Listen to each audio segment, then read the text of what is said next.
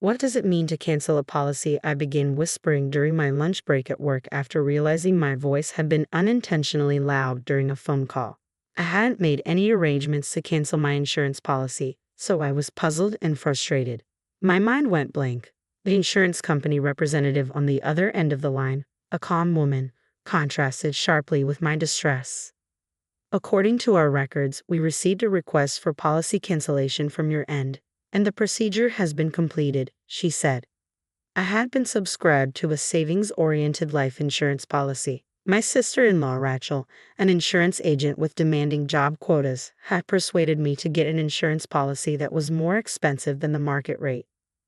I'm Stella, a 40-year-old office worker living in an apartment with my husband and daughter. Today has been tough from the start. My husband announced he was going on an overnight business trip as soon as he woke up and started packing his bags. Our daughter, Amy, began fussing over her missing math textbook. Amy is only in first grade, so her need for help is expected. But when my husband starts fussing about his missing travel bag and new socks, it can be quite a handful. I've been contemplating divorce for a while due to our rocky relationship over the past year, and this kind of thing just adds to the irritation. Why don't you both prepare the day before? I couldn't help but say out loud. Amy obediently apologized and promised to be more careful next time, to which I replied, "That's okay, honey. I should have helped you check it yesterday. I'm sorry." My husband, however, was different. Amy is still young. If you were taking care of everything, she wouldn't be in this mess. And if you had bought me new socks, I wouldn't be complaining like this. I was furious at his petty complaints. I had no idea about your business trip. There are freshly laundered socks in the drawer. Isn't that okay?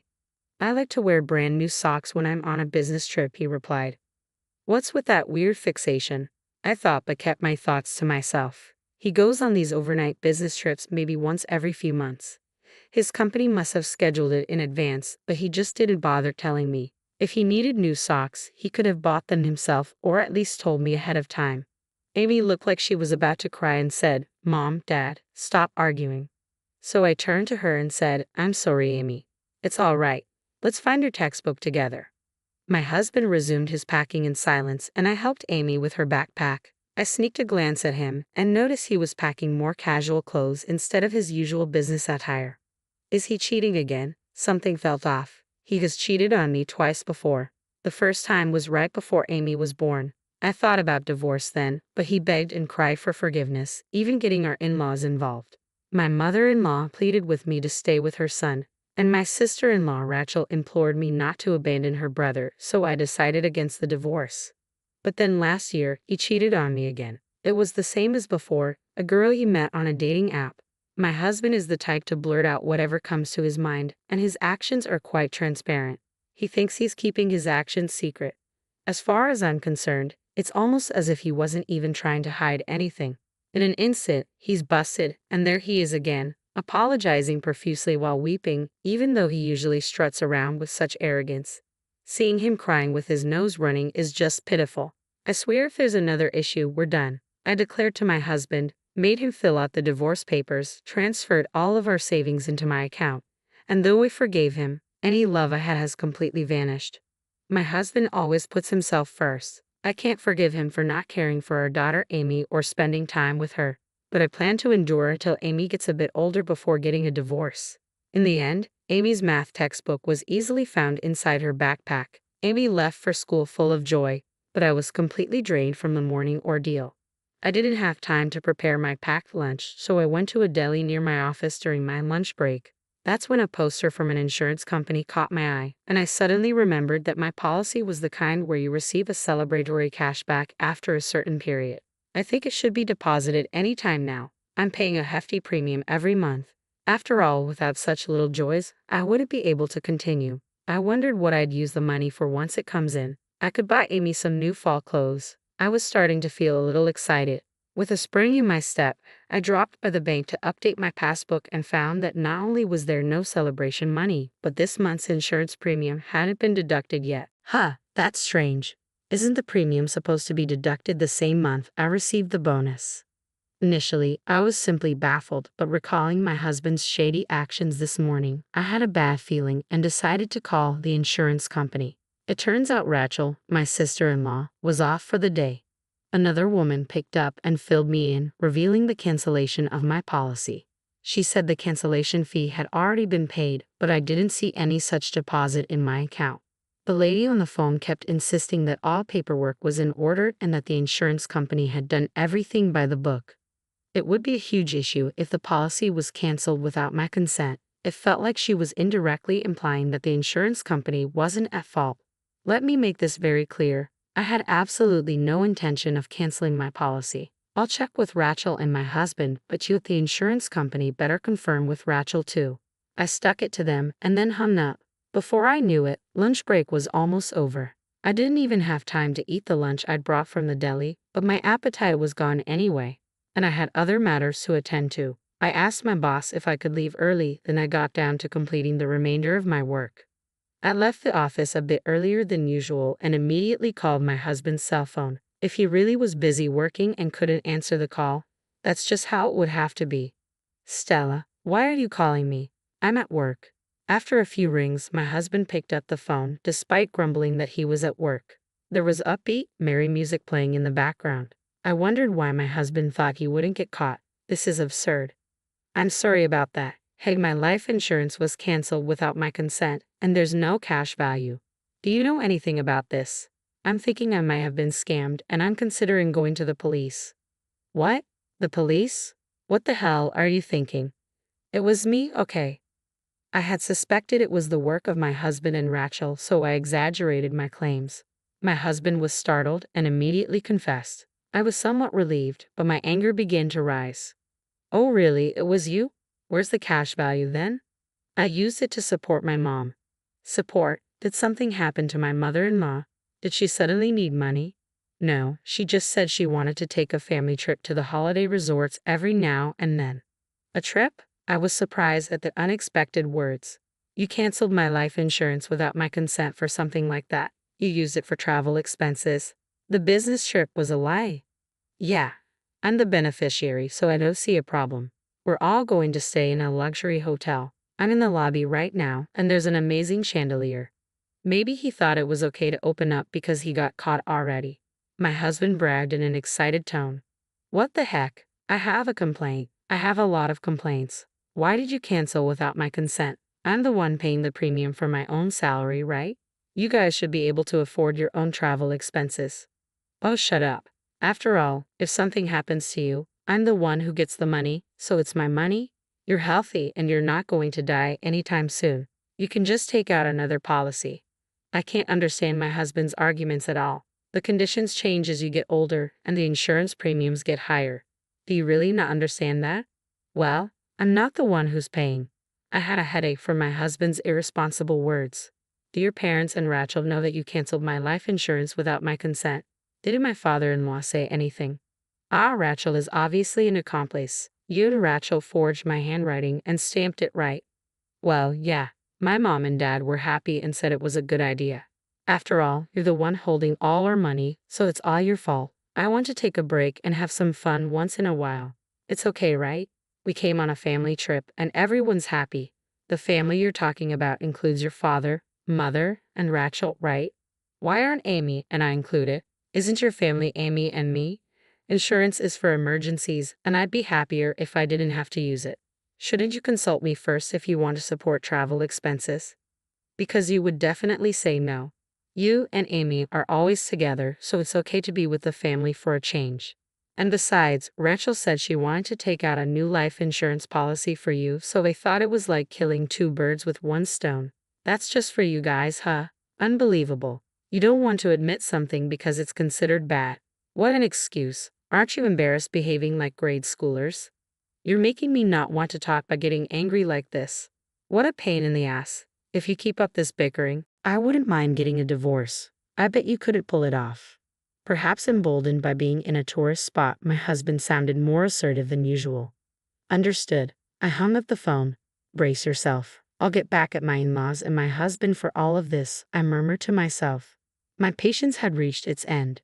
My husband had been underestimating me because I'd always forgiven him, even though he kept threatening divorce.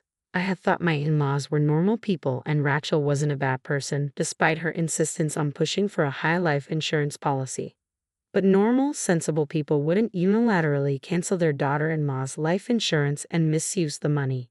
This is what I get for marrying into this family. I'll cut them all off. I immediately headed to the court. I always kept the divorce papers my husband had filled out in my bag like a talisman. I submitted the divorce papers right away, then picked up my daughter Amy from an after-school program. On our way home, I told Amy about the divorce. Amy was surprised, but after explaining carefully, she accepted it. When we got home, Amy asked, "So Dad isn't coming back home anymore?"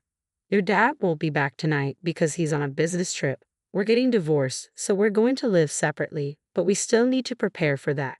Then let's start packing right away. Hurry." "Huh? What's going on?" "Well, you're breaking up with Dad, right? You don't have to cry anymore. I don't like him because he's always mad." "Wait, Amy, did you always try to stop us from fighting because you didn't want me to be sad?" "Of course. I had intended not to divorce for Amy's sake, but it seems she had been putting up with the situation all this time. The reason why Amy was always trying to intervene in our fights was simply because she was worried about me. Dad never plays with me, even on his days off, and he tells me to go away whenever I talk to him. He only uses me when he wants to say something mean to you, like this morning. I've always been sad because I love you, Mom." Amy smiled slightly. Her smile pierced my heart.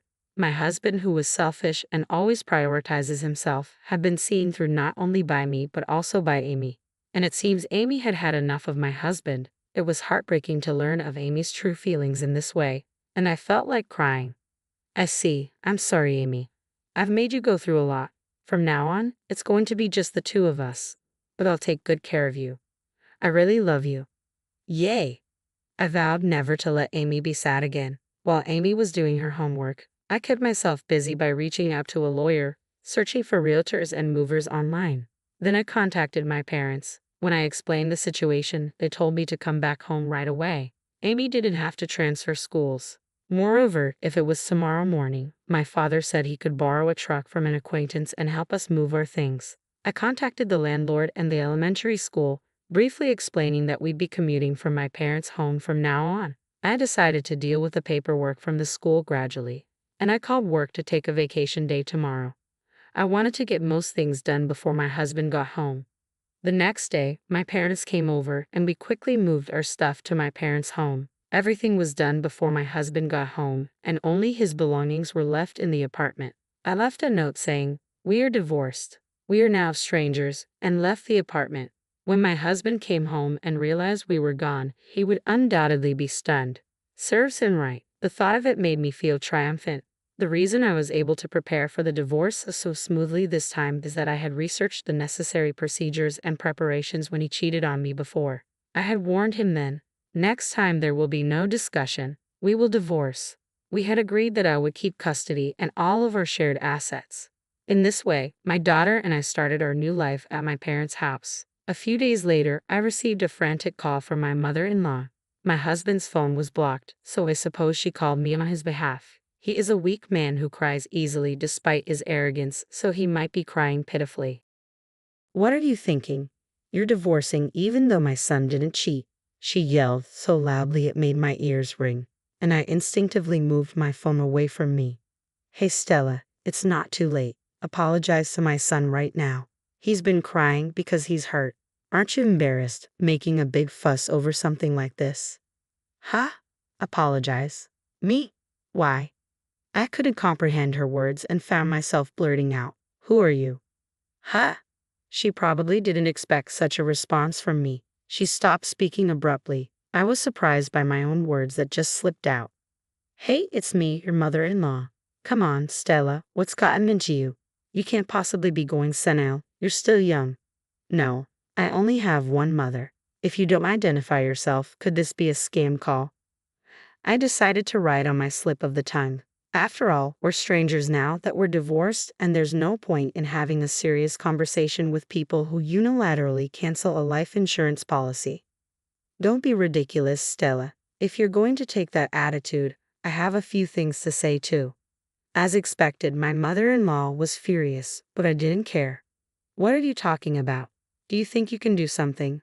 I had an agreement with him that if there was any issue, we would divorce immediately. He told me on the phone that we were getting divorced, you know. My words left her speechless. I took the opportunity to press on. If he wanted to go on a trip, he should have just talked to me about it. Why did he have to commit a crime? Is your whole family looking to end up in jail or something? I think canceling life insurance without consent qualifies as forgery. You know that could lead to imprisonment from 3 months to 5 years? So I'm ready to fight this thoroughly. I don't want to hear about how his family has no savings or they're poorer. My husband might have just done this nonchalantly, but that's precisely why I can't forgive him. What? Hold on a minute. We can have criminals in this family. Hey, sorry, listen to me, please. Perhaps surprised by the mention of imprisonment, my mother-in-law, who had been on a roll just a moment ago, suddenly became submissive. But it was too late. I hung up and blocked all calls from my husband's family. After that, my husband was so shocked by the divorce that he voluntarily left his job and became a shut-in. As for the life insurance, we use the financial ADR system, which resolves insurance-related disputes outside of court and successfully settled. Rachel, my sister-in-law, was disciplined and fired from her insurance company. It even made minor headlines. Because of this, the in-laws became the talk of the town and were shamed by relatives, being told things like, "You have no common sense and have some shame." It seems they were quite uncomfortable. Both my husband and Rachel have become unable to work and are in quite a financial crunch. I'm living freely with my daughter Amy back at my parents' house. I want to make up for the hardship I've put Amy through by showering her with plenty of love.